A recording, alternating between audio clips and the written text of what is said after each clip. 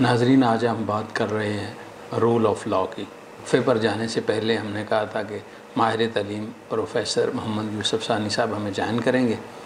Professor Mohammad Yusuf सानी साहब, आपके प्रोग्राम में खुशामदीद कर। शुक्रिया। प्रोफेसर साहब, हम डिस्कस कर रहे थे मोहतरम बदियुज़्ज़मान भट्टी साहब से कि रूल ऑफ लॉ क्या है इस पे, तो उसके लिए उन्होंने कहा कि एजुकेशन का होना भी ज़रूरी है। तो एक तो हमारे नाजरीन को ये बताइएगा कि ख़ानदा और नाख़ानदा में क्या फ़र्क है। शुक्रिया मियाँ साहब, आपने मदऊ किया अपने इज़हार ख्याल के लिए इस अहम मौजू पर। लिटरेसी रेट पाकिस्तान में आपको मालूम है जैसा कि 62% पे पहुँच गया। अब यहाँ मेयार जो है ना लिटरेसी रेट का, रीड एंड राइट है। The one who can read and write is considered as a literate person. तो इसमें हम उसको एजुकेटेड पर्सन कंसिडर नहीं कर सकते। बहुत से लोग हैं जो पढ़ भी सकते हैं, लिख भी सकते हैं, लेकिन वो एजुकेटेड नहीं है, उनका वो कैलिबर, वो लेवल नहीं होता है। तो अब जो नहीं ये कर सकते वो लिटरेसी रेट में फॉल नहीं करते। अब मौजूदा क्राइटेरिया के मुताबिक अब लिटरेसी रेट 62% है। अब इसमें मैं ये सजेस्ट करूँगा कि बहुत सी चीज़ें और भी ऐड करने की ज़रूरत है। मेरे ख्याल में थोड़ा बहुत मैथमेटिकल स्किल्स भी ऐड करने की ज़रूरत है, ठीक है। कुछ कंप्यूटर स्किल्स भी ऐड करने की ज़रूरत है लिटरेसी रेट के अंदर, ठीक है। और वहीं पब्लिक लीगल अवेयरनेस का प्रोग्राम भी शामिल करने की ज़रूरत है। वरना फिर ये होता है कि जब भी हमारे आम आवाम को कोई मसला दरपेश होता है तो वो बहुत ज़्यादा बिल्कुल ब्लाइंड होते हैं कि अब क्या करना है। ना तो उन्हें ये मालूम होता है कि पुलिस स्टेशन में किस तरह से मामलात को डील करना है, एक लॉयर के साथ किस तरह से मामलात को, किस तरह उनकी हेल्प सीक आउट करनी है, किस तरह से उनकी रहनुमाई लेनी है, ठीक है। अपने राइट्स के लिए ना वो स्टैंड ले सकता है और ना ही उसको अपनी जिम्मेदारियों का मालूम होता है। तो मेरे ख्याल में लिटरेसी रेट के अंदर ये चीज़ें शामिल करने की ज़रूरत है, ना कि वो एक पुराना सा मॉडल है जो पढ़ सकता है, लिख सकता है, वो लिटरेसी रेट में आ जाता है। ये कोई क्राइटेरिया इस दौर में वैलिड नहीं है मेरे ख्याल में। जी, पाकिस्तान में सेक्स के मुतल्लक एजुकेशन लोग बताते हैं कि इस पे सवाल बेशुमार उठाए जाते हैं। क्या आप समझते हैं कि पाकिस्तान में ऐसा निज़ाम तलीम होना चाहिए जिसमें प्राइमरी या सेकेंडरी सतह पर कानून से आगाही के मज़ामीन या सब्जेक्ट को शामिल किया जाए ताकि आने वाली हमारी नस्लें उनको अवेयरनेस हो कानून के मुतल्लिक? यकीनन होना चाहिए, बहुत अहम सवाल है। देखिए मियाँ साहब, हमारे यहाँ पब्लिक एजिटेशन और उसका रिएक्शन किस तरह से सामने आता है मीडिया के ज़रिए से आप देखते हैं। कहीं भी पब्लिक गैदरिंग होती है, कोई मिसहैप हो जाता है तो पब्लिक किस तरह से रिएक्ट करती है और पब्लिक प्रॉपर्टी को डैमेज करती है, जो सरकारी इमारतें हैं उनको डैमेज करती है, इस तरह हमारे इंस्टीट्यूशंस को नुकसान पहुंचाने की कोशिश करती है। इवन के जो आम सिविलियंस की प्रॉपर्टी है उनको भी डैमेज करती है। क्यों? क्योंकि उनकी ये ट्रेनिंग ही नहीं है। अब यही लोग किसी दौर में स्टूडेंट्स भी तो थे, किसी दौर में ये बच्चे भी तो थे। तो यहाँ ये सवाल उठता है कि इनको उस दौर में, स्कूलिंग के दौर में इस तरह की किसी किस्म की कोई तालीम नहीं दी गई। आज ये ग्रोन अप लोग हो गए हैं, बड़े एडल्ट्स बन गए हैं, तो अब ये कानून को अपने हाथ में ले लेते हैं और इसको बहुत लाइटली लेते हैं। क्यों? क्योंकि उनको मालूम नहीं है इसके रिपरकशंस क्या हो सकते हैं, हमारे राइट्स क्या हैं टूवर्ड्स लॉ और हमारी ड्यूटीज़ क्या हैं, ठीक है, उनको नहीं मालूम। तो स्कूलों में निसाब के अंदर ये चीज़ शामिल होनी चाहिए कि बच्चों को किस तरह से हम लॉ अबाइडिंग बनाएं।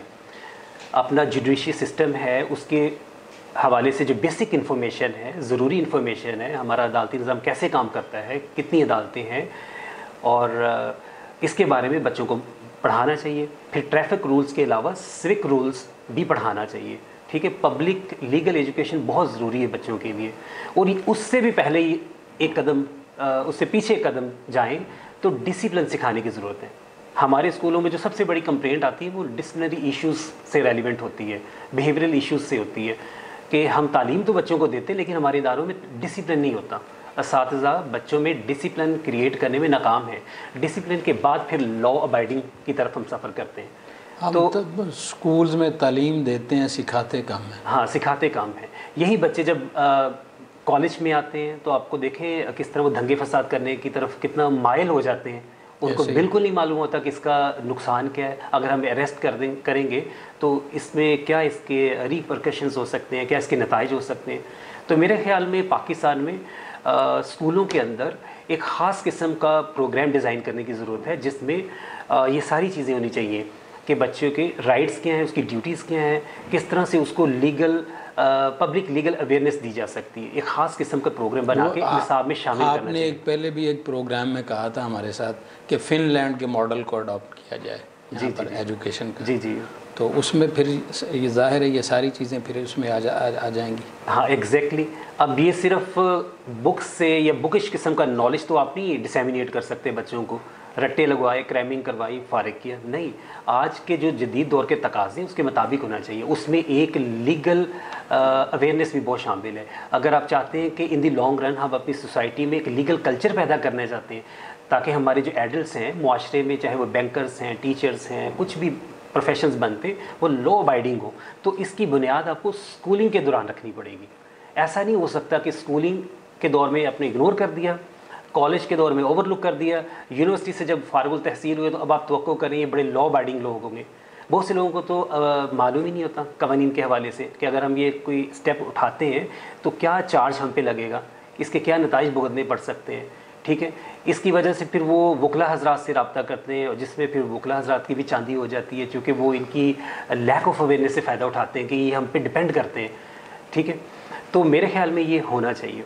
इसमें वो पेरेंट्स का भी रोल है, क्योंकि बच्चा को 8-10 घंटे तो स्कूल, यूनिवर्सिटी में या कॉलेज में रहता है, उसके बाद घर चला जाता है, ज़्यादा टाइम तो उसका घर गुजरता है। मेरे तो पेरेंट्स को भी अवेयरनेस होनी चाहिए इस पर। Exactly, I agree with you. Parents को भी अवेयरनेस होनी चाहिए, लेकिन बहुत से पेरेंट्स अनपढ़ होते हैं, पढ़े लिखे नहीं होते हैं। उनको लीगल जो उनकी ड्यूटीज़ हैं, फ़राइज़ हैं और लीगल अवेयरनेस इतनी ज़्यादा नहीं होती, क्योंकि इन बच्चों ने कल को भी तो, इन्होंने भी तो पेरेंट्स बनना है आगे। लेकिन यहाँ जिम्मेदारी ज़्यादा एकेडमिक इंस्टीट्यूशंस की होती है, चूँकि वो तालीम फैलाते हैं ना, असातिज़ा पढ़े लिखे होते हैं, उनको ज़्यादा इल्म होता है, नॉलेज होता है, उनकी ज़िम्मेदारी वालिदैन की निस्बत ज़्यादा बनती है।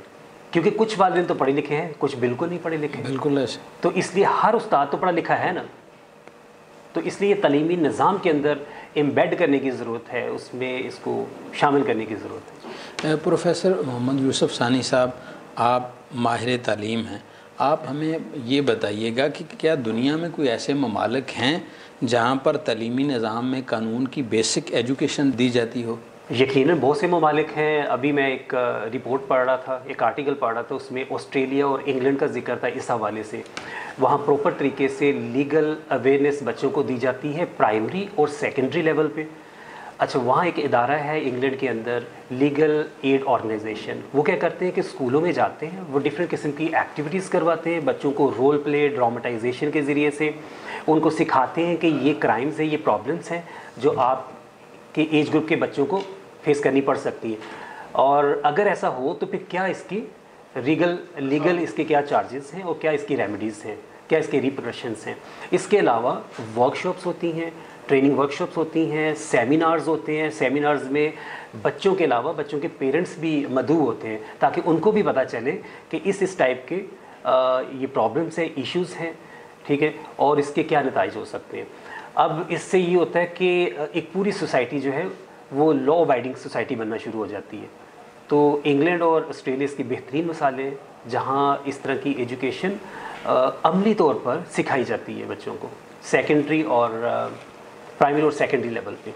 नाजरीन, आज हमने अपने प्रोग्राम में रोल ऑफ लॉ पे डिस्कस किया और उससे काफ़ी अवेयरनेस मिली हमें। तो अगर हम अपने मुल्क को, अपनी सरज़मीन को बेहतर और इस माशरे को बेहतर से बेहतर बनाना चाहते हैं तो हमें रूल ऑफ लॉ पे अमल दरामद होना चाहिए और उसकी एग्जीक्यूशन के लिए इदारों को भी भरपूर काम करना चाहिए। प्रोफेसर मोहम्मद यूसुफ सानी साहब, आपका बहुत शुक्रिया, आपने टाइम दिया। इन्हीं अल्फाज के साथ अपने मेज़बान इकबाल साजिद को इजाज़त दीजिए। फिर किसी अच्छे प्रोग्राम के साथ हाज़िर होंगे। अल्लाह हाफ़िज़।